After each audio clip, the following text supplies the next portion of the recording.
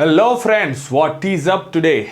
I'm Sumit Patel and આજે આપણે ભણવાના છીએ ચેપ્ટર નંબર 7ના જે મોસ્ટ આઈએમપી ક્વેશ્ચનનું જે આપણે થિયરી વિડીયો બનાવીએ છીએ અને એક પછી રોજ થિયરી વિડીયોઝ જે આપણે અપલોડ કરીએ છીએ મોસ્ટ આઈએમપી ક્વેશ્ચન્સ બોર્ડ માટે, બરાબર.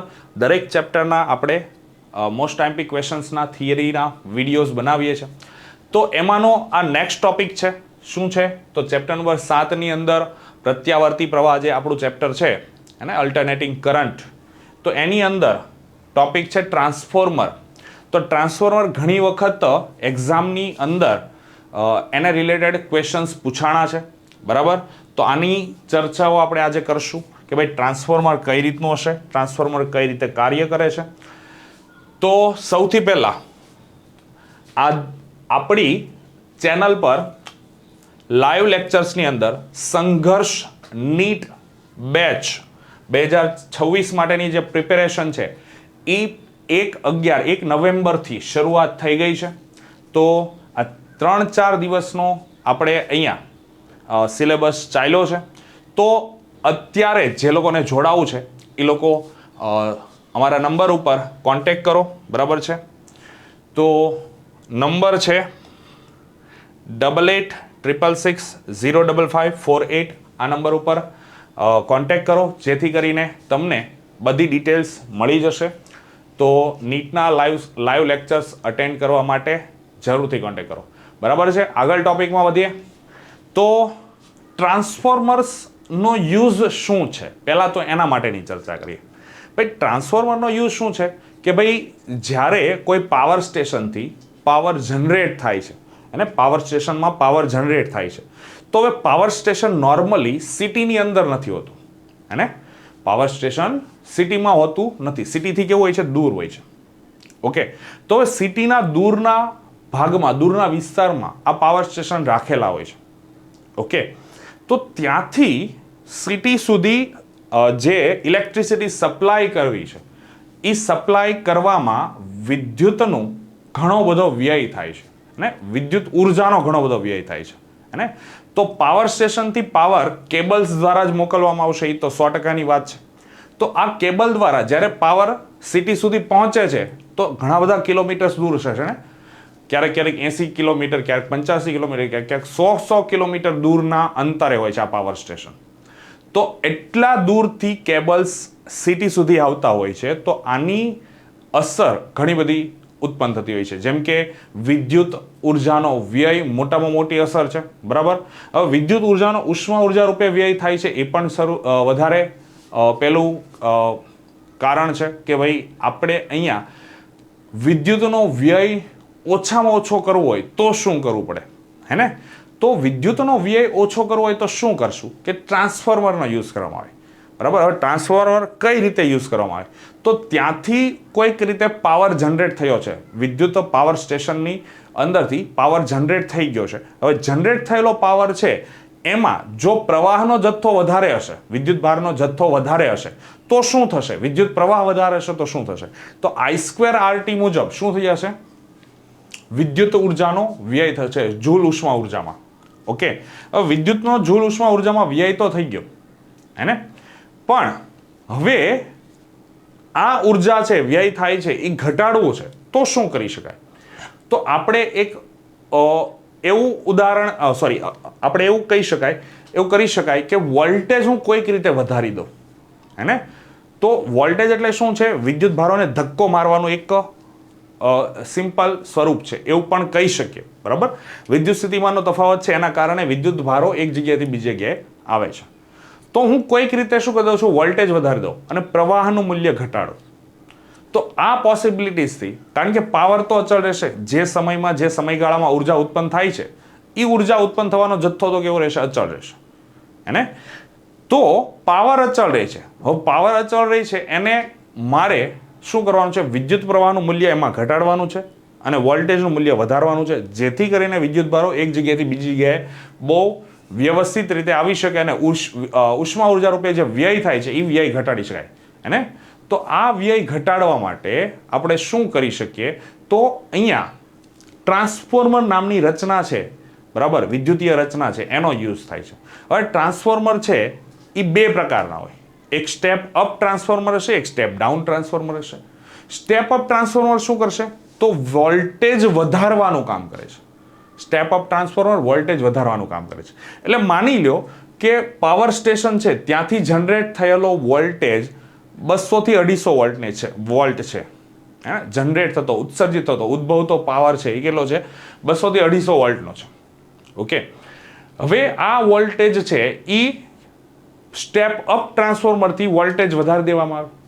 હવે વોલ્ટેજ વધારશે તો શું થશે કે આ કેટલો વધારવામાં આવે? તો લગભગ 25 થી 30 હજાર વોલ્ટેજ જેટલો વોલ્ટેજ વધારવામાં આવે. હવે આ વોલ્ટેજે આ પાવર સપ્લાયને શું કરવા, મતલબમાં ઉત્પન્ન થતો પાવર છે એ શું કરવામાં આવે? સિટીની અંદર લાવવામાં એટલા વોલ્ટેજ. એટલા માટે જો કેબલ્સ લંબાવેલા છે ને પાવર સપ્લાય માટે, તો એને આપણે હાઈ ટેન્શન લાઈન કહે છે. હાઈ ટેન્શન એટલે શું? ઊંચું વિદ્યુત સ્થિતિમાન ધરાવતા તારો, એને તો હાઈ ટેન્શન લાઈન કહેવાય. બરાબર છે. તો આ રીતે અહીંયા આપણે ટ્રાન્સફોર્મર છે એ પાવર સ્ટેશને જે જગ્યાએથી પાવર જનરેટ થાય છે ત્યાં ઉપયોગી હોય છે.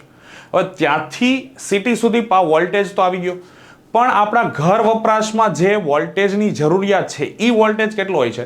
તો લગભગ 220 230 વોલ્ટનો આપણે જરૂરિયાત હોય છે. બરાબર. હવે એટલા વોલ્ટેજની જરૂરિયાત, પણ આવતો પાવર છે એ કેટલો છે? તો એ તો 25 થી 30 હજાર વોલ્ટેજ છે. એને 25 થી 30 હજાર વોલ્ટેજ છે. એટલો હાઈ વોલ્ટેજ આપણે યુઝ કરી શકશું નહીં. તો આ હાઈ ટેન્શન લાઇન્સ ક્યાં આવશે? સિટીના જુદા જુદા એરિયા વાઇઝ સબસ્ટેશન બનાવેલા હોય છે, એને પાવર સબસ્ટેશન. તો એ પાવર સબસ્ટેશનની અંદર પણ ટ્રાન્સફોર્મર મૂકેલા હોય. હવે આ ટ્રાન્સફોર્મર છે એ કેવા હશે? સ્ટેપ ડાઉન ટ્રાન્સફોર્મર હોય.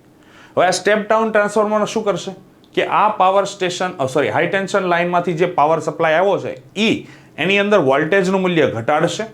કેટલું ઘટાડશે? તો એ વોલ્ટેજ લગભગ 2500 થી 3000 વોલ્ટ સુધી કરશે, હે ને? ક્યારેક ક્યારેક 5-5000 વોલ્ટ સુધી રાખશે. અને એ વોલ્ટેજને હવે શું કરવામાં આવે? જુદા જુદા વિસ્તારોની અંદર સપ્લાય આપવામાં આવે. બરાબર છે. અને આ સપ્લાય છે એ તમારી સોસાયટી, આપણા વિસ્તારની સોસાયટીઓ જે છે એની બહાર એક બીજું ટ્રાન્સફોર્મર મૂકવામાં આવે. બરાબર છે. તો એ પણ કેવો તો સ્ટેપ ડાઉન ટ્રાન્સફોર્મર, જે સોસાયટીના ગેટ ઉપર મેજોરિટી આપણને જોવા મળે છે. ઓકે, તો આ જે સ્ટેપ ડાઉન ટ્રાન્સફોર્મર જે છે આપણા સોસાયટીના ગેટ ઉપર મૂકેલું હોય છે. બરાબર. ઘણા બધાની સોસાયટીના ગેટ ઉપર આ ટ્રાન્સફોર્મર મૂકેલું હોય છે, કદાચ જોયું હોય તો. અને તો એ પાછું શું કરશે? ફરીથી એક વખત સ્ટેપ ડાઉન કરશે. એટલે જે ઓલું 5000 હતું ને, 2500 3000 5000 વોલ્ટેજ જેટલું વોલ્ટેજ સપ્લાય થયો હતો ને, તો એ વોલ્ટેજ હજી ઘટાડી દેશે. કેટલો કરશે? તો 220 230 વોલ્ટેજ જે સપ્લાય આપણા ઘર માટે જરૂરિયાત છે એ એટલા વોલ્ટેજ લાવશે. અને એ વોલ્ટેજ ઘરે ઘરે સુધી મોકલવામાં આવશે, સોસાયટીના બધા ઘરે સપ્લાય કરવામાં આવે. બરાબર છે. તો આ રીતે આખા પાવર સપ્લાયની ચેઇન ચાલે છે. બરાબર છે. તો સ્ટેપ અપ ટ્રાન્સફોર્મર હંમેશા જે પાવર મથક હશે ત્યાં જ જોવા મળશે. અને આપણે જે સિટીની અંદર જે યુઝ થાય છે એ બધા કેવા હોય છે? સ્ટેપ ડાઉન ટ્રાન્સફોર્મર હોય. બરાબર. જે શું કરે છે? વોલ્ટેજને ઘટાડવાનું કામ કરે. ઓકે, તો આ રીતે આખું ટ્રાન્સફોર્મરનો યુઝ થાય છે. બરાબર છે. તો ટ્રાન્સફોર્મર છે, બરાબર, તો એની રચના કઈ રીતની હશે? બરાબર. ટ્રાન્સફોર્મર કઈ રીતે રચાશે એના માટેની ચર્ચા કરીએ. તો ટ્રાન્સફોર્મરમાં શું કરવામાં છે? નરમ લોખંડના ટુકડા ઉપર, અને નરમ લોખંડના ટુકડા ઉપર માની લો આ રીતની એક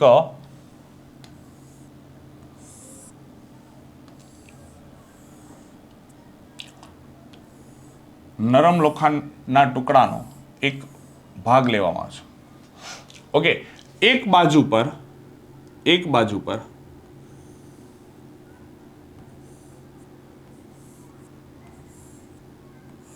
આ રીતે, હે ને? આ જે છે એ શું હશે?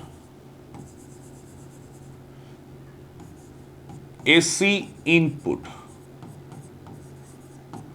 ઓકે, આને કહેવાશે પ્રાથમિક ગૂંચળું.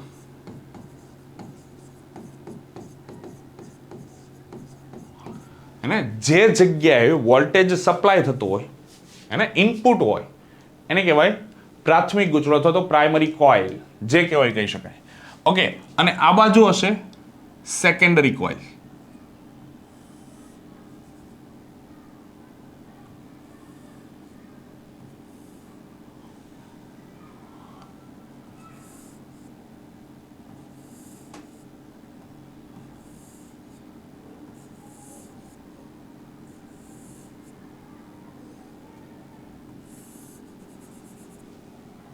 ઓકે, આને કહેવાશે ગૌણ ગૂંચળું.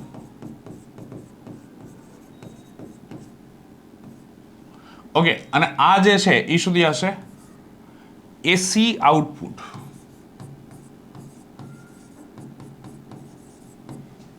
ઓકે, એસી આઉટપુટ. હવે આમાંથી અલ્ટરનેટિંગ કરંટ પસાર થાય છે એટલે શું થઈ જશે? આ ગૂંચળું છે એ શું કરશે? પોતે ફ્લક્સ ઉત્પન્ન કરશે, ચુંબકીય ફ્લક્સ, હે ને? તો આ ચુંબકીય ફ્લક્સ છે એ ઉત્પન્ન થઈને બધું ચુંબકીય ફ્લક્સ ક્યાં ઘેરાશે? આ ગૂંચળા વડે ઘેરાશે. આ ગૂંચળા વડે ઘેરાશે. તો અહીંયા ધારો કે માની લઈએ આના આટાની સંખ્યા NP જેટલી છે. આના આટાની સંખ્યા કેટલી છે? NP. અને આના આટાની સંખ્યા કેટલી છે? NS જેટલી છે.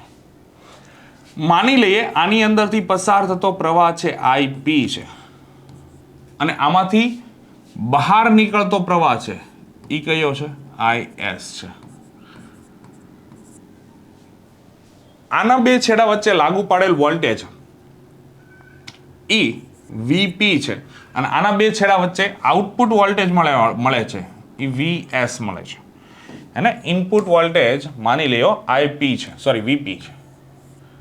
ઇનપુટ વોલ્ટેજ VP છે અહીંયા. તો સ્વાભાવિક જ છે અહીંયા પ્રેરિત થતું, અહીંયા સ્વાભાવિક જ છે ચુંબકીય ફ્લક્સની અંદર ફેરફાર થવાને કારણે શું થશે? ચુંબકીય ફ્લક્સની અંદર ફેરફાર થવાને કારણે શું થશે? વિદ્યુત ક્ષેત્ર ઉત્પન્ન થશે. અને વિદ્યુત ક્ષેત્રને કારણે શું થશે? આની અંદરના ભાગમાં શું થશે? વિદ્યુત પ્રવાહ ઉત્પન્ન થશે. વિદ્યુત પ્રવાહ પ્રેરિત થશે એમ પણ કહી શકાય. ઓકે, તો વિદ્યુત સ્થિતિમાન ફેરેડેના નિયમ મુજબ શું થશે?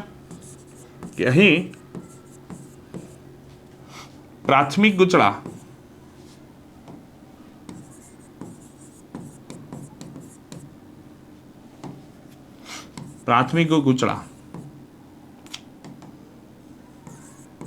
માં પ્રેરિત થતું EMF, પ્રાથમિક ગૂંચળામાં પ્રેરિત થતું EMF, તો EP is equal to -NP into d∅p/dt.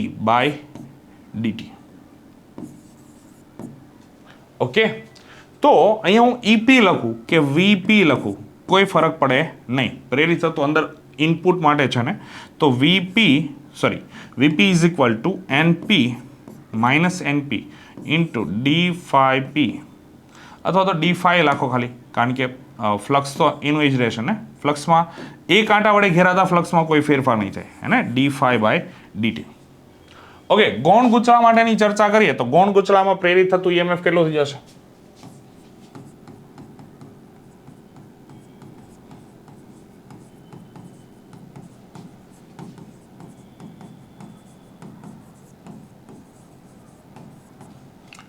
ES is equal to -NS into d∅/dt. Okay, ચાલો તો આને VS પણ લખી શકું, હે ને? વોલ્ટેજ જે વિદ્યુત સ્થિતિમાન, આને બંને વચ્ચે પ્રેરિત થતું EMF છે એ જ વોલ્ટેજનો વિદ્યુત સ્થિતિમાનનો તફાવત છે એ આપણને મળશે. તો -NS into d∅/dt. આને ઇક્વેશન નંબર હું 1 આપી દઉં છું, આને ઇક્વેશન નંબર 2 આપી દઉં છું. તો સમીકરણ 1 અને 2 નો ગુણોત્તર લઈ લે તો શું થઈ જશે?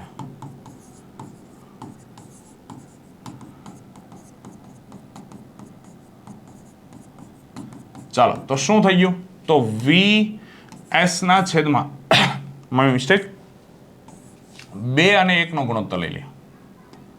સમીકરણ નંબર 2 અને 1 નો ગુણોત્તર લઈ લે. તો 2 અને 1 નો ગુણોત્તર લઈ લે તો VS ના છેદમાં VP is equal to minus cancel out થઈ જશે, d∅/dt કેન્સલ આઉટ થઈ જશે. તો શું થઈ જશે? NS ના છેદમાં NP. ઓકે, આ ઇક્વેશન નંબર 3. ખ્યાલ આવે છે? તો આ રીતે આપણને ગૂંચળા વડે ઘેરાતું ફ્લક્સને આધારે શું મળશે? તો બંને અથવા તો પ્રાઇમરી અથવા તો સેકન્ડરી કોઇલ જે છે એના પ્રેરિત થતા વિદ્યુત સ્થિતિમાનને આધારે શું મળી જશે? ગૂંચળાઓનો ગુણોત્તર મળશે, આંટાઓની સંખ્યાનો ગુણોત્તર મળશે. ઓકે, તો આની ઉપરથી મારે સેકન્ડરી કોઇલમાં કેટલું વિદ્યુત સ્થિતિમાન ઉત્પન્ન થાય છે એ આ રીતે પણ શોધી શકાય. NS ના છેદમાં NP ઇન્ટુ VP. તો આ ઇક્વેશન ઉપરથી આપણને ક્લિયરલી ખબર પડે છે કે શું થશે? કે ઇનપુટ વોલ્ટેજ નાનો હશે, આઉટપુટ વોલ્ટેજ આપણે મોટો મેળવવો, બરાબર, ઇનપુટ વોલ્ટેજ નાનો છે, આઉટપુટ વોલ્ટેજ મોટો મેળવવો છે, તો આઉટપુટ વોલ્ટેજ મારે મોટો મેળવવો છે, તો હું શું કરી દઈશ, ગૌણ ગૂંચળાઓના આટાઓની સંખ્યાને વધારી દઈશ, પ્રાથમિક ગૂંચળાના આટાની સંખ્યાને ઘટાડી દઈશ, બરાબર છે. તો આ સમીકરણ નંબર 4, સમીકરણ નંબર 4. તો સમીકરણ નંબર 4 પરથી આપણે શું કહી શકાય એની ચર્ચા કરીએ. તો સમીકરણ નંબર 4 પરથી પહેલું, જો ગૌણ ગૂંચળામાં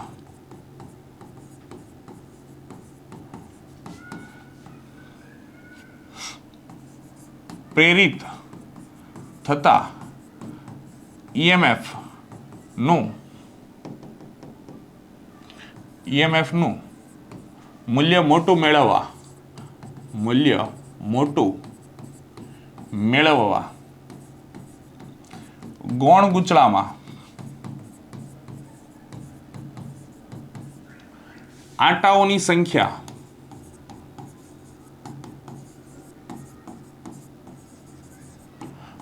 પ્રાથમિક ગૂંચળા કરતા શું કરવી પડશે, વધારે રાખવી પડશે.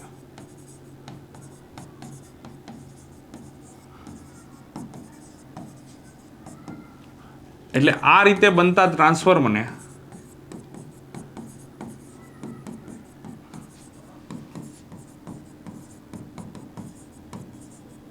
સ્ટેપ અપ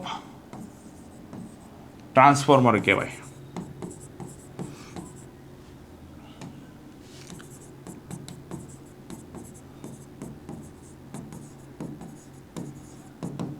અને બીજું, મારે શું કરવું છે, ગૌણ ગૂંચળામાં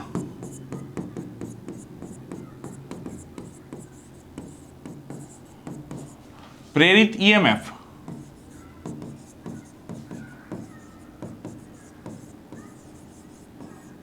પ્રેરિત થતું ઈએમએફ નું મૂલ્ય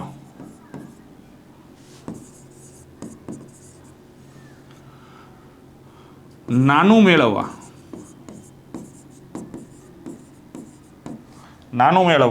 મારે શું કરવું પડશે, પ્રાથમિક ગૂંચળા કરતા ગૌણ ગૂંચળામાં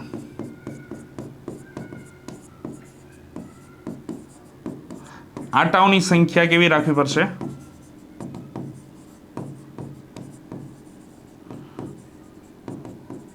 ઓછી રાખવી પડે.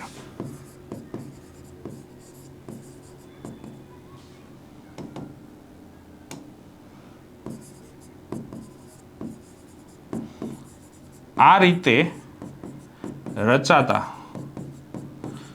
ટ્રાન્સફોર્મરને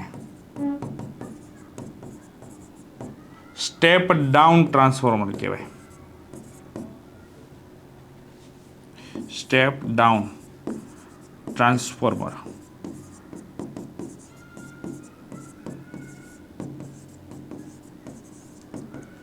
ઓકે, ક્લિયર?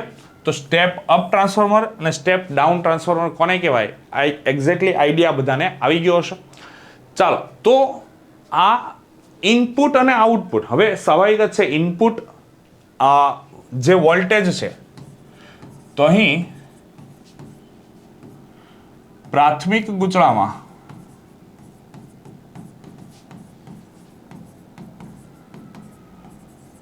ઇનપુટ વોલ્ટેજ ની આવૃત્તિ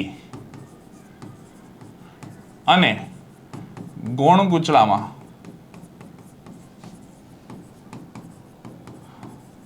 આઉટપુટ વોલ્ટેજની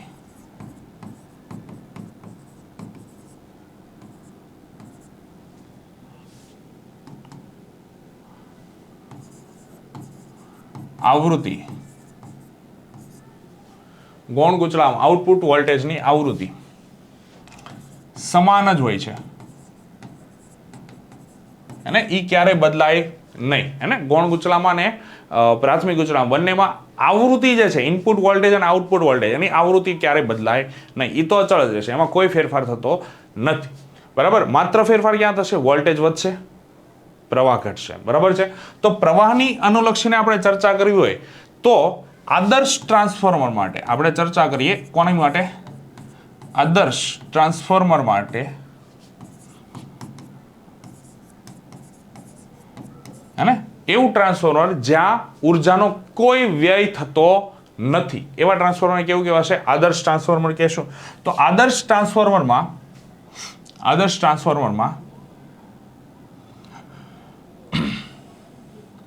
ઇનપુટ પાવર અને આઉટપુટ પાવર સમાન હોય છે. તો માટે આપણે શું લખી શકાય? P of primary is equal to P of secondary. માટે શું લખી શકાય? IP VP is equal to IS VS. બરાબર. P is equal to IV, ખબર છે ને? તો આ પ્રમાણે આ લખી શકાય. તો VS ના છેદમાં VP ઇઝ ઇક્વલ ટુ શું થઈ જશે? તો IP છેદમાં IS. ઇક્વેશન નંબર 5 આવશે. Equation number 5.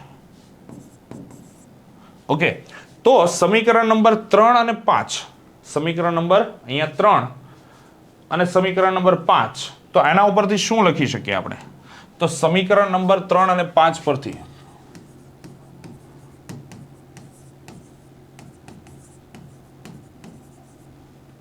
શું થશે?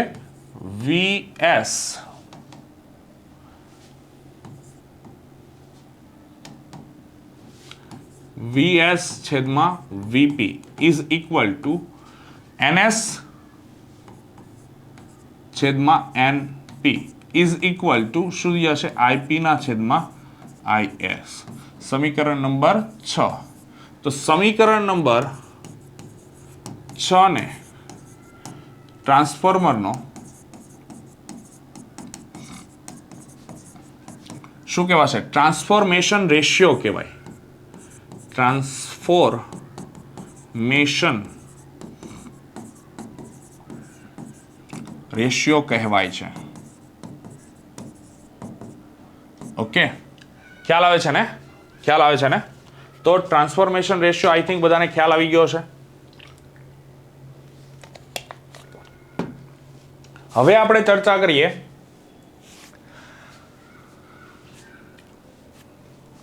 સ્ટેપ અપ, સ્ટેપ ડાઉન, આ બધી ચર્ચાઓ આપણે કરી નાખી. ટ્રાન્સફોર્મેશન રેશિયો કોને કહેવાય એ ખબર પડી ગઈ, હે ને? હવે આપણે ચર્ચા કરીએ ટ્રાન્સફોર્મેશન રેશિયોની, તો ખબર પડી ગઈ, પણ અહીંયા પાવર વ્યય થતો, આપણે તો એ જ ચર્ચા કરી ને અત્યાર સુધી કે પાવર, આદર્શ ટ્રાન્સફોર્મર પાવર વ્યય થતો નથી. તો એનો અર્થ શું થઈ જશે? હે ને? તો ટ્રાન્સફોર્મરની કંઈક કાર્યક્ષમતા હશે, હે ને? કંઈક તો પાવર વ્યય થતો હશે ને ટ્રાન્સફોર્મેશનની અંદર. ઓકે. તો અહીં ટ્રાન્સફોર્મરની કાર્યક્ષમતા, તો ટ્રાન્સફોર્મરની કાર્યક્ષમતાને ઈટા વડે દર્શાવીએ તો ઈટા ઇઝ ઇક્વલ ટુ શું થશે? PS ના છેદમાં P ઓકે I, અથવા તો તમે P ઓફ P, હે ને? અથવા તો આમ પણ લખી શકો છો આઉટપુટ પાવર છેદમાં ઇનપુટ પાવર, હે ને? કેટલો આઉટપુટ મળે છે, તમે ઇનપુટ કેટલું નાખો છો. માની લો 5 વોટ તમે નાખો છો, અથવા તો માની લો 10 વોટ નાખો છો. 10 વોટ પાવર ટ્રાન્સફોર્મરની અંદર ઇનપુટ થાય છે, પણ આપણને જે બહાર નીકળે છે, બરાબર, આઉટપુટ તરીકે નીકળે છે, તો એ માની લો 8 વોટ છે. તો અહીંયા કાર્યક્ષમતા કેટલી થઈ ગઈ? 80% થશે, હે ને? તો 8 ના છેદમાં 10 એટલે 0.8 ગુણ્યા 100, 100 એટલે ટકાવારી, બરાબર છે? તો ટકાવારીમાં લઈએ તો 80% જેટલી કાર્યક્ષમતા થઈ, હે ને? તો અહીંયા આપણને એમ થાય કે ભાઈ પાવર તો અહીંયા વ્યય થાય છે, તો શું કામ? પણ આ પાવર જે વ્યય થાય છે એ વ્યય થતો પાવર હે ને પેલા 80 કિલોમીટર વાળું જે અંતર છે, 95, 90, 100 કિલોમીટરનું અંતર છે, એમાં જે વ્યય થાય છે ને એની કરતાં ઘણો ઓછો, બરાબર? એટલા માટે ટ્રાન્સફોર્મરનો યુઝ કરાય. ક્લિયર? હે? તો ટ્રાન્સફોર્મેશન રેશિયો, ટ્રાન્સફોર્મરમાં કાર્યક્ષમતા, આ બધી વસ્તુઓની થઈ. તો ટ્રાન્સફોર્મર જે છે એની અંદર ઉર્જાનો વ્યય કઈ રીતે થાય છે એના માટેની ચર્ચા. તો ટ્રાન્સફોર્મરમાં ઉર્જાનો વ્યય, ટ્રાન્સફોર્મરમાં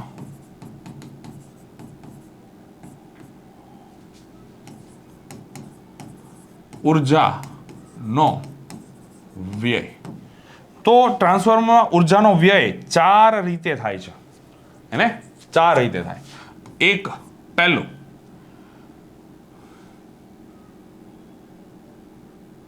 વાઇન્ડિંગનો અવરોધ. વાઇન્ડિંગનો અવરોધ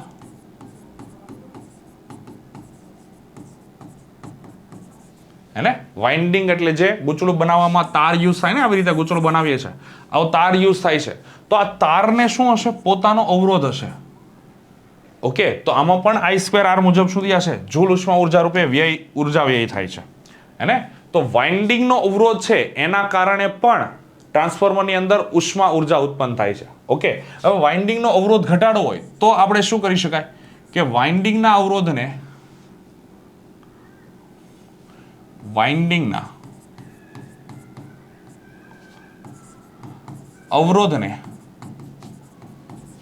ઘટાડવા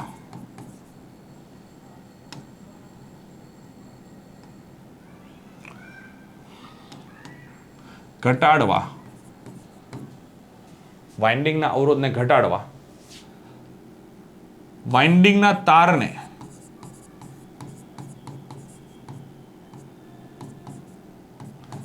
તારનું આડછેદ મોટું રાખવામાં આવે છે.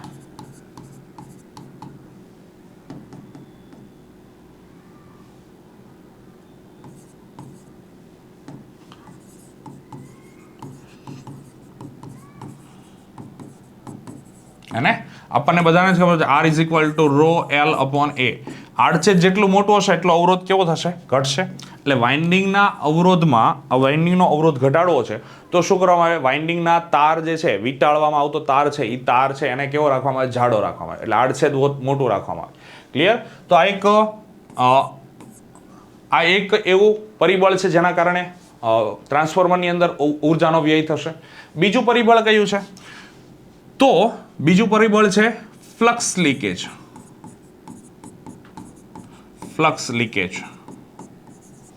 ફ્લક્સ લીકેજ શું છે? તો આપણે અહીંયા ભણ્યા હેને કે ભાઈ આપણે એવું માની લીધું અહીંયાથી ઉત્પન્ન થતું ચુંબકીય ક્ષેત્ર છે બધું જ આના વડે ઘેરાશે, આ બધું જ ઘેરાશે. આવી રીતે ચુંબકીય ક્ષેત્ર ઉત્પન્ન થાય છે ને, તો હકીકતમાં એવું નથી હોતું. અમુક ચુંબકીય ક્ષેત્ર રેખાઓ બહાર પણ નીકળી જાય છે, હેને? તો આને કહેવાય ફ્લક્સ લીકેજ.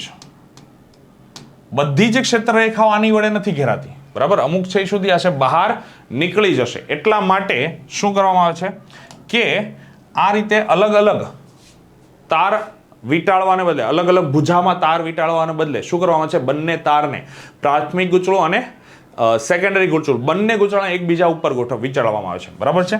તો ફ્લક્સ લીકેજ ઘટાડવા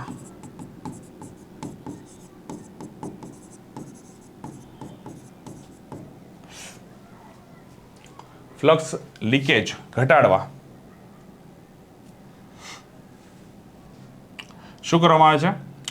તો બંને ગૂંચળાઓને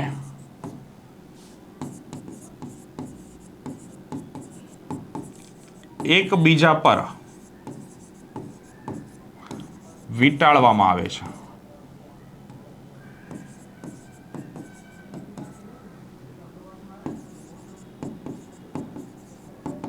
એટલે કઈ રીતે?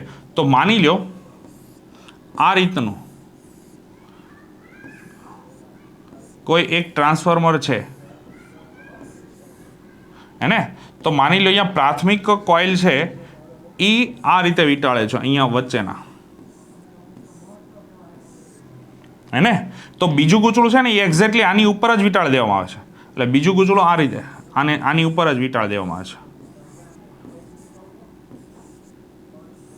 આ રીતે, હે ને? બંનેને એકબીજા ઉપર વીંટાળી દેવામાં આવે, જેથી કરીને શું કરી શકાય?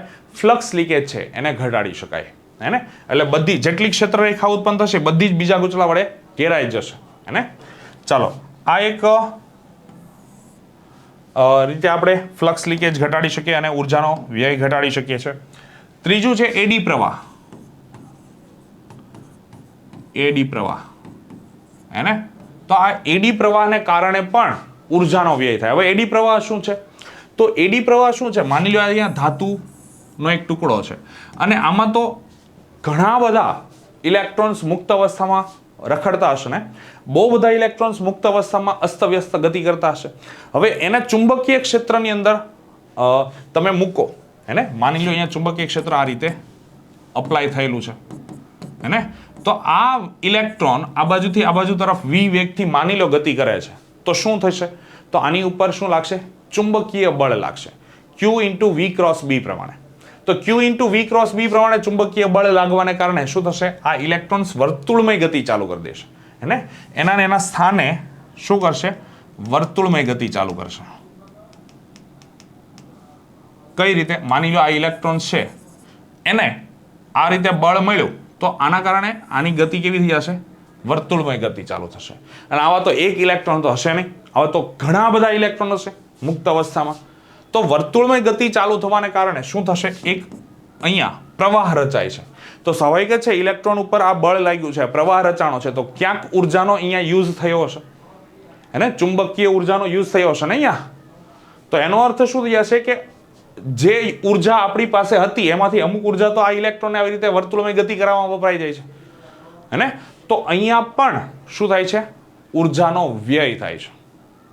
ઓકે, હવે આ વ્યય મારે ઘટાડવો છે, એને એડી પ્રવાહ ઘટાડવો છે, તો શું કરી દઈશું? એક આખો ટુકડો લેવાને બદલે શું કરી દઈશું? આપણે એને નાની નાની પ્લેટમાં વિભાજિત કરી દેવામાં છે. અને આ પ્લેટને પણ પાછું કેવું કરવામાં છે? એની ઉપર એક લેયર ચડાવવામાં આવે છે, બરાબર? એક અવાહક પડ ચડાવવામાં આવે છે, અને જેને કોટિંગ કહીએ છીએ આપણે, એને?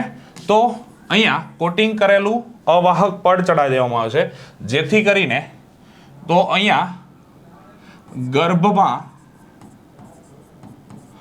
ઉપયોગમાં લેવાતા નરમ લોખંડના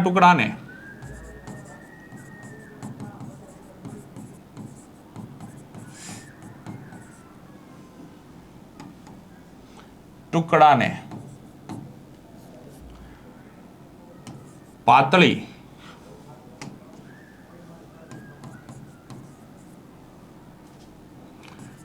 પ્લેટોમાં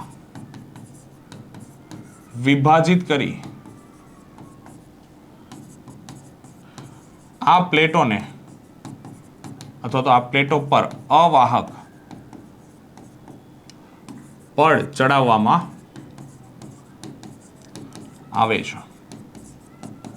તો આ રીતે શું થશે? પ્લેટમાં વિભાજિત કરી દીધું તો પેલા ઇલેક્ટ્રોનને મોટો માર્ગ મળતો હતો ને, આખા ટુકડા જેટલો માર્ગ મળતો હતો. હવે એ પ્લેટમાં વિભાજિત થઈ ગયો એટલે એટલો જ માર્ગ મળશે વર્તુળમય ગતિ કરવા માટે. એટલે પ્રવાહ તો ઉત્પન્ન થશે, એને અટકાવી નહીં શકાય, પણ હવે કેવો બનશે? નાનો પ્રવાહ ઉત્પન્ન થશે, અને એને ક્ષેત્રફળ આપણે ઘટાડી દીધું ને, તો ક્ષેત્રફળ ઘટાડવાને કારણે આ પ્રવાહ કેવો થઈ જશે? નાનો થઈ જશે.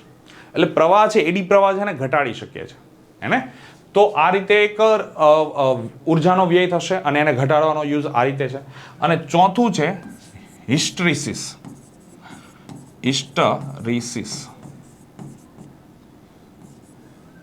ઓકે, હિસ્ટ્રીસિસ એટલે શું?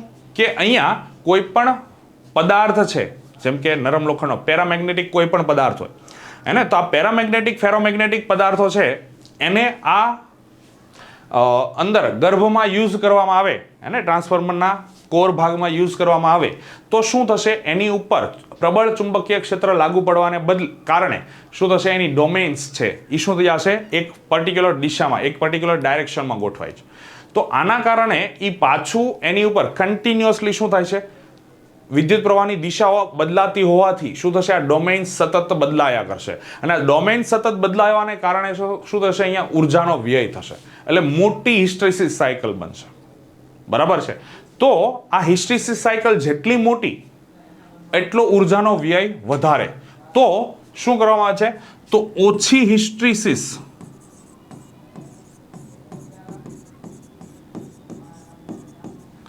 સાયકલ હોય તેવા પદાર્થનો કોર બનાવવામાં ઉપયોગ કરવામાં આવે છે. જેમ કે નરમ લોખંડનો ટુકડો. આ નરમ લોખંડનો ટુકડો છે એની હિસ્ટ્રેસિસ કેવી હોય છે, ખૂબ જ નાની હોય છે. અને હિસ્ટ્રેસિસ સાયકલ કેવી હોય છે, ખૂબ જ સાંકડી હોય છે. એટલા માટે ઉર્જાનો વ્યય છે કેવો થયો હશે, ઓછો થતો હશે, બરાબર છે. એટલે આ ટ્રાન્સફોર્મર છે એમાં ઉર્જાનો વ્યય આ 4 રીતે થશે અને એને ઘટાડવાના ઉપયોગો પણ કંઈક આ રીતના છે. ઓકે, તો આઈ થિંક તમને ટ્રાન્સફોર્મર વાળો આખો ટોપિક સમજાઈ ગયો હશે અને આઈ હોપ તમને અહીંયા ટ્રાન્સફોર્મરના ટોપિકની અંદર ખૂબ જ મજા પડી હશે.